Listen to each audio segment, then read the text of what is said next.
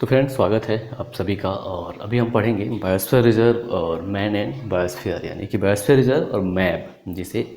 और अगर हम मैब की बात करें यानी कि मैन एंड बायोस्फीयर की, तो इसे the world network of biosphere reserve यानी कि WNBR भी कहा जाता है। तो देखिए, हम सबसे पहले बायोस्फीयर रिजर्व की स्थापना की अगर हम बात करें तो बायोस्फीयर रिजर्व की स्थापना WNBR यानी कि the world network of biosphere reserve की स्थापना 1971 में यूनेस्को के द्वारा की जाती है।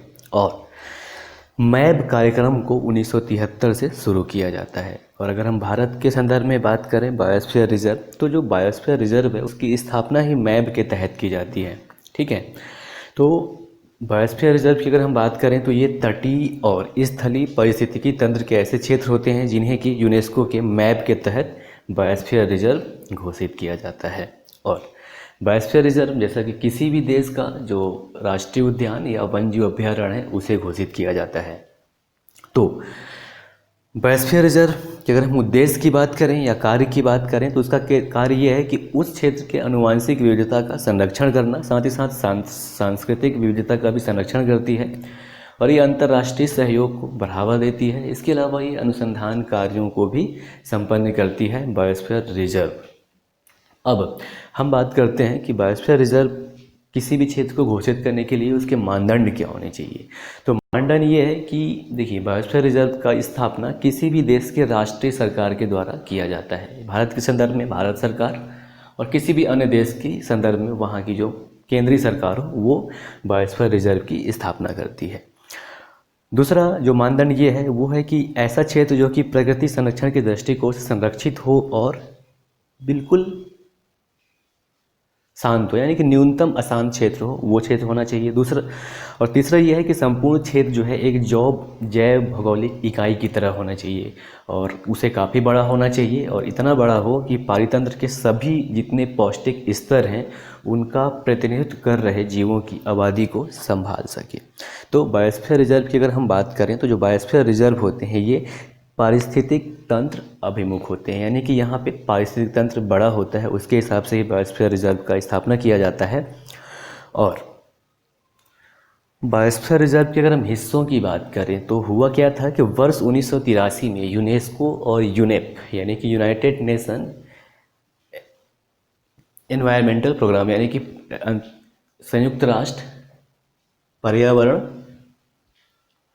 कार्यक्रम, ये दोनों मिन्स्क में एक सम्मेलन करते हैं और जिसके अंतर्गत बायोस्फीयर रिजर्व के अलग अलग भागों को निर्धारित करते हैं।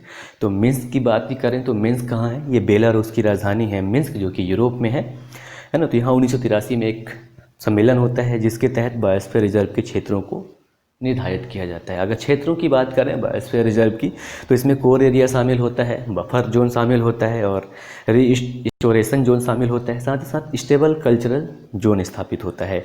अब हम इनका थोड़ी सी चर्चा कर लें कि ये क्या होते हैं। तो कोर एरिया की अगर हम बात करें तो कोर एरिया नाम से ही क्लियर है कि ये किसी भी बायोस्फीयर रिजर्व का बिल्कुल सेंट्रल हिस्सा होता है और यहाँ पे मानवीय हस्तक्षेप बिल्कुल नहीं किया जाता।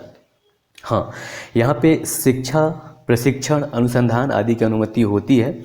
और वर्ष 2012 में भारत के संदर्भ में सर्वोच्च न्यायालय ने ये कहा था कि राष्ट्रीय उद्यान के केंद्रीय भाग में पर्यटन की अनुमति नहीं दी जा सकती। फिर वर्ष 2013 में सर्वोच्च न्यायालय के एक निर्णय में ये कहा गया कि केंद्रीय क्षेत्र का यानी कि कोर एरिया का जो 20% भाग है वो मानवीय हस्तक्षेप के लिए खुला रहेगा, लेकिन उसकी प्रगति पहले जैसे ही रहेगी, यानी कि वहाँ पे सिर्फ शैक्षणिक कार्य किए जाएंगे, पर्यटन जैसा कार्य नहीं होगा।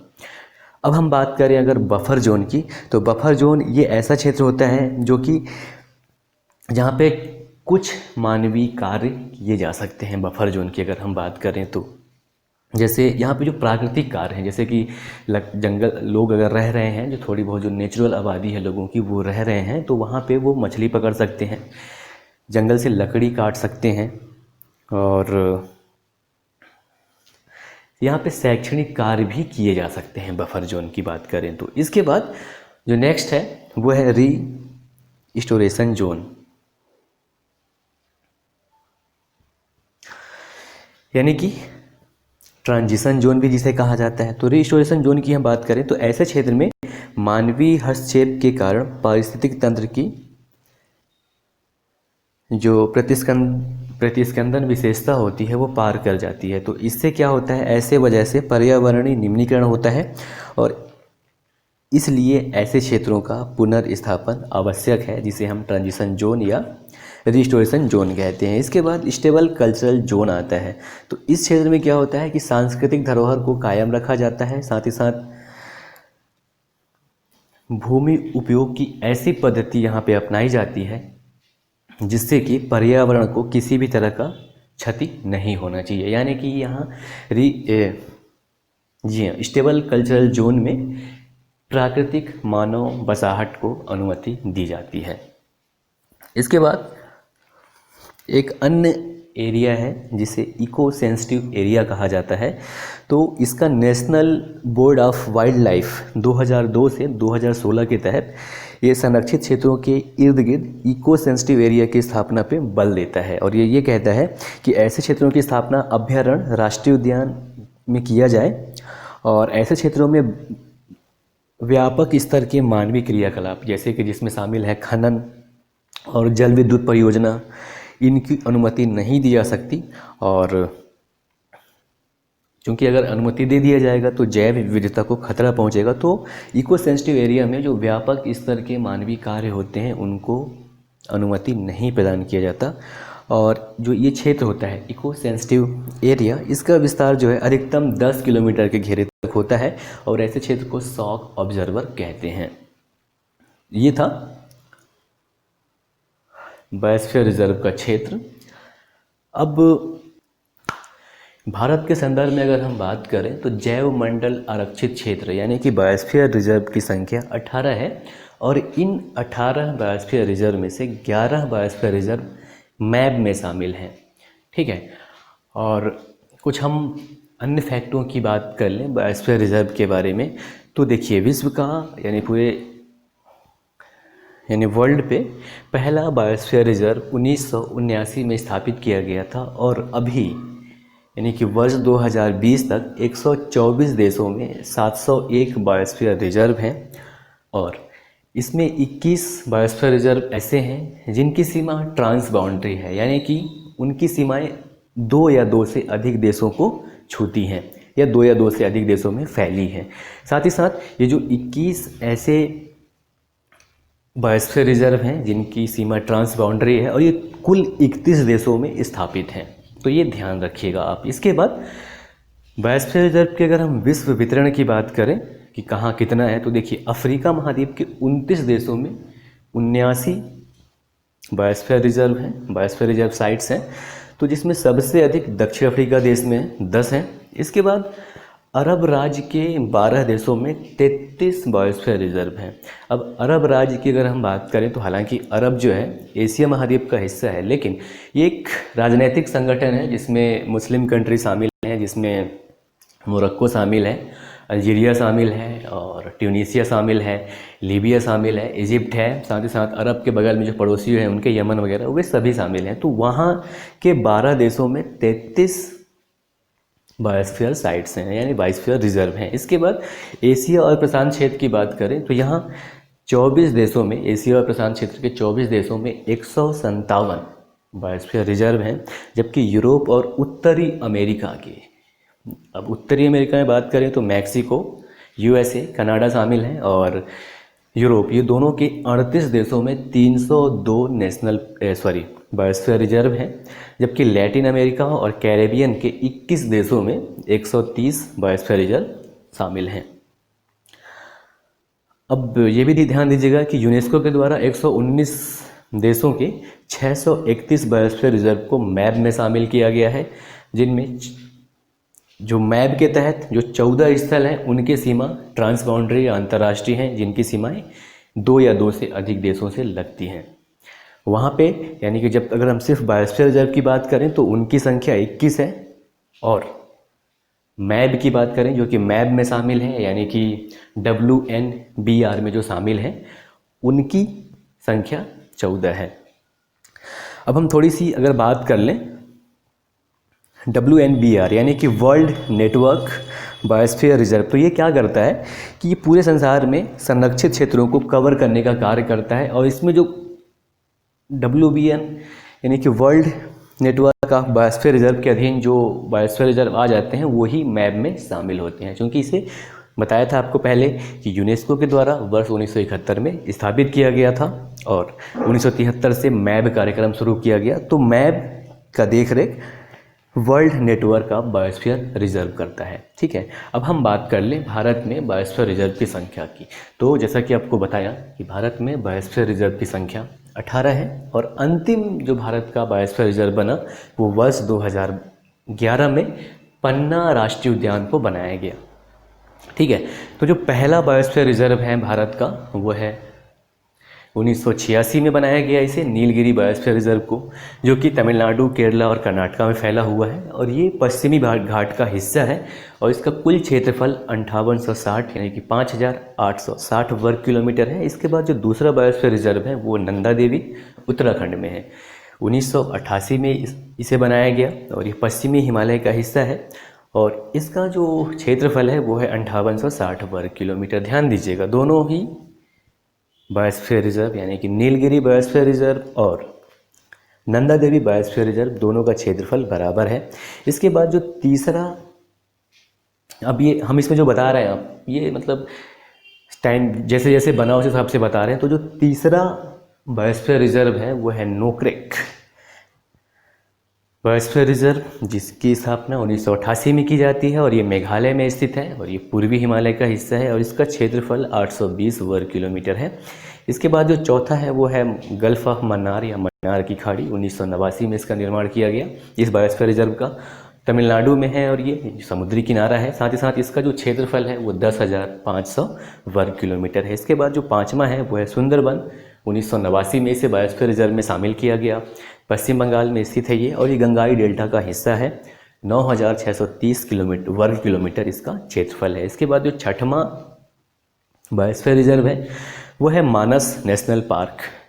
1989 में इसको स्थापित किया गया, और ये असम में है।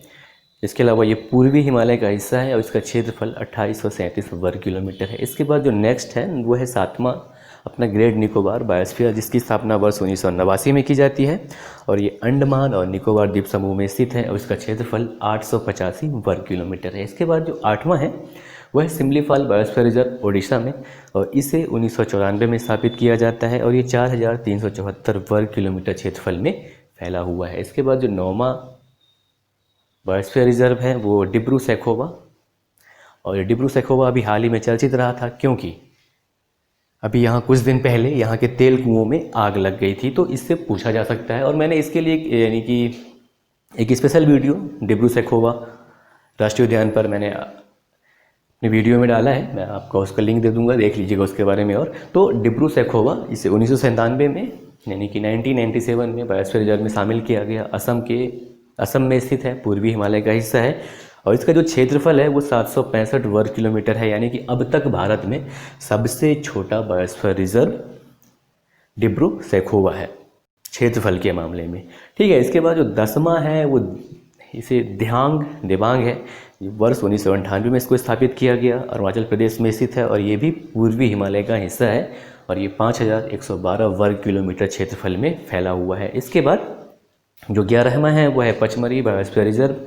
1999 में इसकी स्थापना की जाती है, और ये मध्य प्रदेश में है। 4926 वर्ग किलोमीटर क्षेत्रफल में ये फैला हुआ है। इसके बाद जो 12वां है वो है अगस्त मलाई बायोस्फीयर रिजर्व। 2001 में इसे बनाया गया, शामिल किया गया बायोस्फीयर रिजर्व में।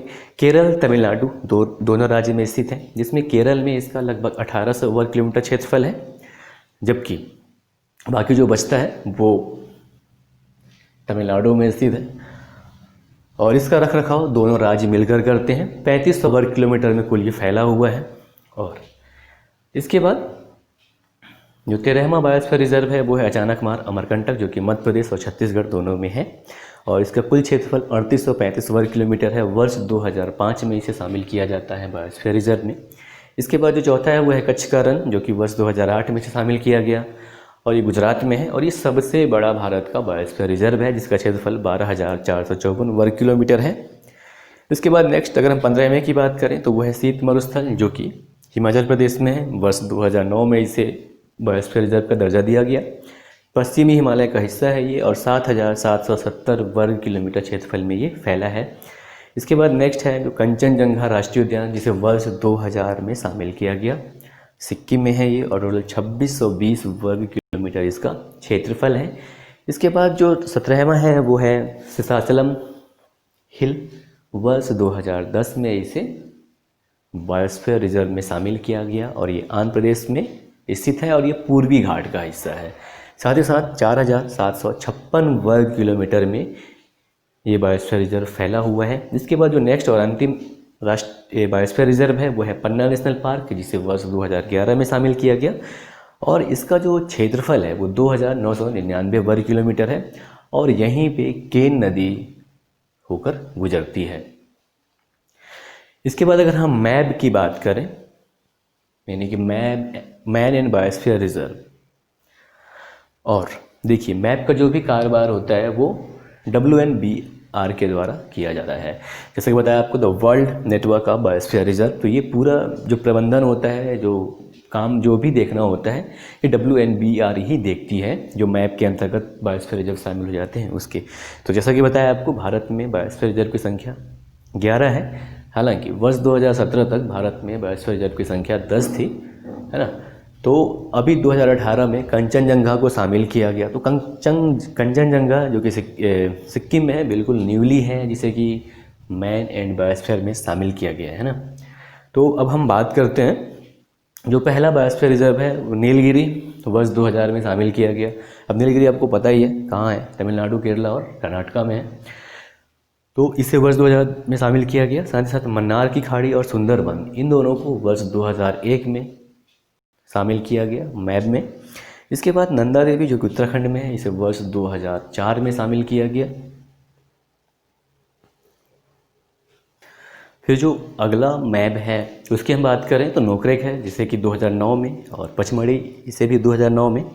साथ ही साथ सिमलीपाल, इसे भी 2009 में मैप में शामिल किया गया। और नोकरेक की बात करें तो ये कहाँ है, मेघालय में है, और पचमढ़ी की बात करें तो MP में है, और सिमलीपाल की बात करें तो ओडिशा में है।